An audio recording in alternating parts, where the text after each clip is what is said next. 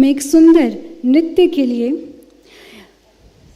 कुमारी अभिराठी को स्टेज पे बुलाना चाहूँगी, जो अपने नृत्य के माध्यम से अभी अपनी खुशी अभिव्यक्त करना चाहती है।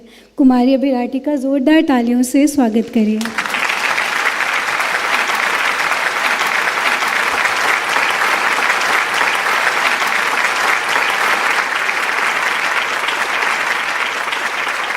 और बहनों, आप सभी का ब्रह्मा कुमारी संस्था में दिल से स्वागत है।